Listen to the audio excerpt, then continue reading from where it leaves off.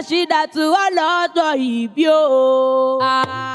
Ọdún ti dé wà tún ṣọ̀pọ̀ ọdún láyé. Adéṣọlá o.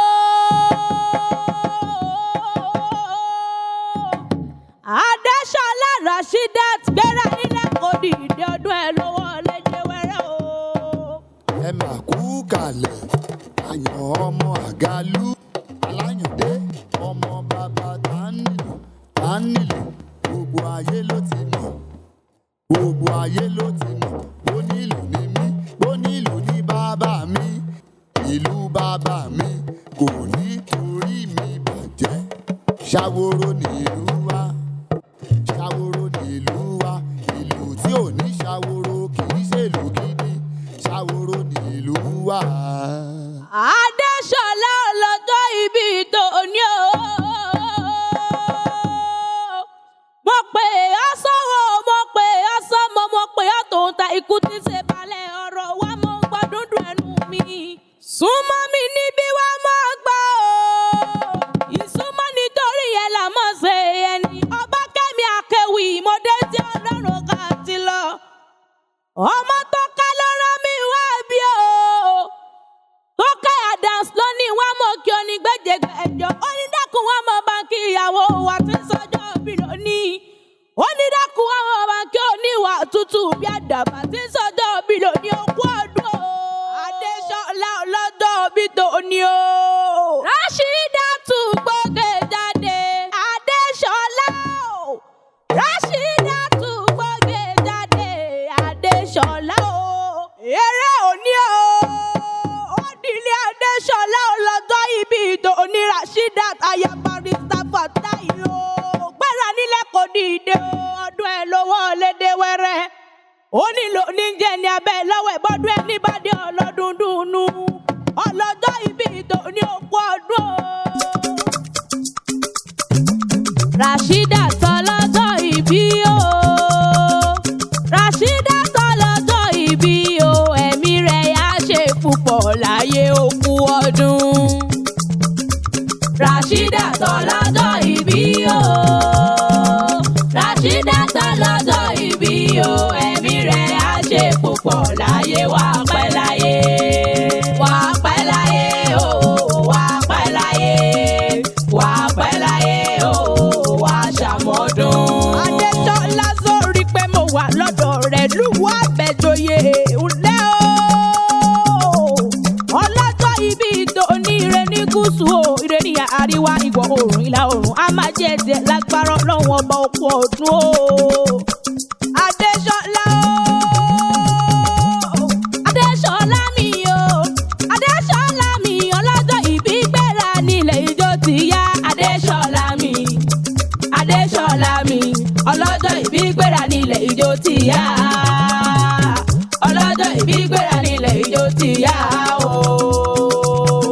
1, 2, 3, 4 ọlọ́jọ́ ìbí wá jó kórí jẹ́ òpẹ́. Èmi ń tọrọ orí jẹ́ òpẹ́. Lèmi ń tọrọ ọlọ́jọ́ ìbí wá jó. Wá jíjó ayọ̀, wá jíjó ọpẹ́. Happy birthday to you. Ìjọ yẹ lóòótọ́ o. Ayabarista Fatai làwọn àwa mọ̀ ń gbọ́ dúdú ẹnu mi jó yẹ ọpẹ́ yẹ ọ́. Àádọ́ta ló pé o. 50 years nílé ayé kì í máa ṣe kéré mi rárá. Elédùmarè àmọ́pá wa lórí ayé Adéṣọlá wa dúpẹ́ o. Adéṣọlá o. Wá mọ̀ dúpẹ́ láwọn oríire àpẹẹrẹ. Wá mọ̀ dúpẹ́ láwọn oríire àpẹẹsì ọ̀la. Ojú rẹ̀ tún rọ́dún tòní o. Lágbára Ọlọ́run ọba wá ṣe púpọ̀ wọdún láyé. Adéṣọlá o. Ọdọọdún làárọ̀ rọ́gbọ́ ọdọọdún làárọ̀ òòsà. Ọdún àwọn lédè ká máa ṣe rọ́mọ́bì lórí àtẹ wá ṣe púpọ̀ wọdún láyé. Lágbára Ọlọ́run ọba. Lágbára Ọlọ́run ọba ò ní fọdún yìí ṣàṣe mọ́ ń lẹ́ o. Ọmọ tó ká lónìí wá mọ̀ pọ̀ lé ní wá mọ̀ kẹ́ ó ní wá mọ̀ kẹ́ ọ kí wá mọ̀ kẹ́ ọkọ̀ ọdún kí wá mọ̀ kẹ́ ọkọ̀ rírẹ́ ọmọ òwú. Adéṣọlá o. Rashidat làwa o. Ó yá járe lé àwọn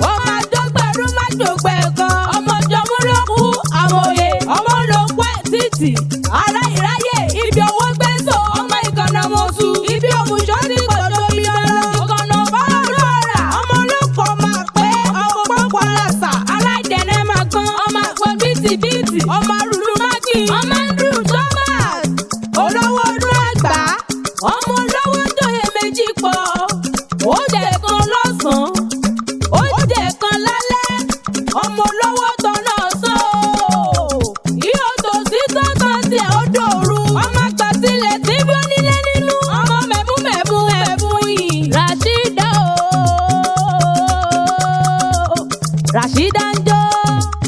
Rashidat ń jó ìdodo rẹ̀ ń gbọ̀ pafún.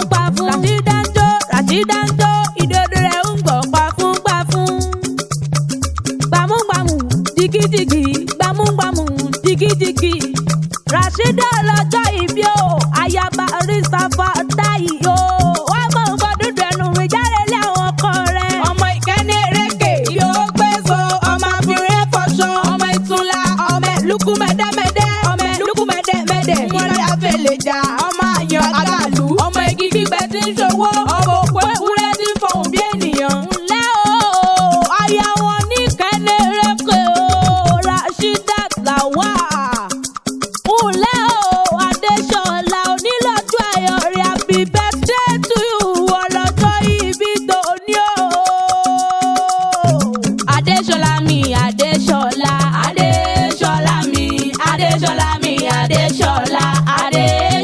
mi kò ní já ṣe mọ́ kò ní já ṣe mọ́ kò ní já ṣe mọ́ kò ní já ṣe mọ́ ọdún tòní o kò ní já ṣe mọ́.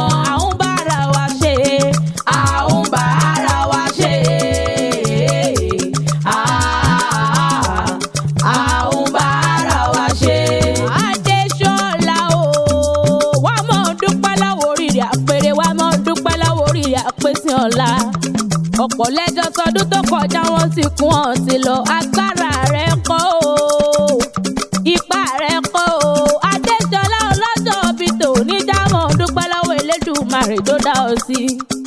Ìbàrẹ̀ Elédùmarè gbanigbani à ń sáyà elétí kò ń gbàròyà bẹ̀tìrì kára bí àjèrè alápánlá tó ṣayérò èrù jẹ̀jẹ̀ létí òkun pupa ọba tó lànà síbi tí ò sọ́nà. Àwa máa rí dé ọba tí ń sá gbogbo lódù ẹ̀rọ yóò máa bà mí bí n bá ti rántí pé ìwọ ni gbogbo ayé farati ìwọ sì ò farati nǹkankan ọba kọ́dà yọ ọba ṣẹ̀dá ọ̀run. Adúpẹ́ kó dádéṣọlá sí o Rashidat Lawal àtúntìlé lọ́dún kan lónìí ayaba Rísàfà táyì wá mọ̀ ń gbọ́dún dùn ẹnu mi ọmọ aráyò oríta kó ṣáṣọ àlà rẹ̀ lágbára ọlọ́run ọba ire ní gúúsù rẹ̀ ní àríwá ìwọ̀ oòrùn ìlà oòrùn yóò mọ̀ jẹ́ tiẹ̀ lágbára ọlọ́run ọba gbogbo wa bá ọyọ̀ abọ́ dúpẹ́ o ọmọ tó ká ní ìwà mọ̀ kí ọ kí ìwà mọ̀ kẹ́ ọ kí ìwà mọ̀ kí ọ kí ìwà mọ̀ kẹ́ ọ kórì rẹ̀ ó mọ̀ wù òní ní sọ́jọ́ bí rẹ̀ Rashidat ọlọ́jọ́ ìbí tòní àwa bá ọyọ̀ àwa bá ọ dúpẹ́ o ọlọ́jọ́ ìbí àwa bá ọ dúpẹ́ o ọlọ́jọ́ ìbí àwa bá ọ dúpẹ́ torí ọjọ́ ìbí rẹ kò dọjọ́ ìbí mọ́ ọ lọ́wọ́ o ọlọ́jọ́ ìbí àwa bá ọ dúpẹ́ o ó sọdún ó yẹ ọ́ ó sọdún ó yẹ ọ́ kò má fọdún yìí sópin kórìí jẹ́ òpẹ́ láyé happy birthday to you. Ọlọ́jọ́ ìbí tòní o Adéṣọlá Rashidat Lawal o mo pè ọ́ sọ́wọ́ mo pè ọ́ sọ́mọ mo pè ọ́ tó ń ta ikú tí ṣe balẹ̀ ọ̀rọ̀ onífọdún yìí sópin lágbára ọlọ́run ọba. Má ṣe gbàgbé pé ọmọ tó kẹ́ lónìí wá mọ̀ kí ọ̀pọ̀ ọdún kórìjọ tẹ̀lé ìpẹ́ happy birthday to you ọlọ́jọ́ ìbí tòní. Obakemi AKÉWÌ lè èmi ń jẹ́ Obakemi AKÉWì mo jíṣẹ́ wọn rán mi ó tún dijọ́ mi ọjọ́ rẹ̀.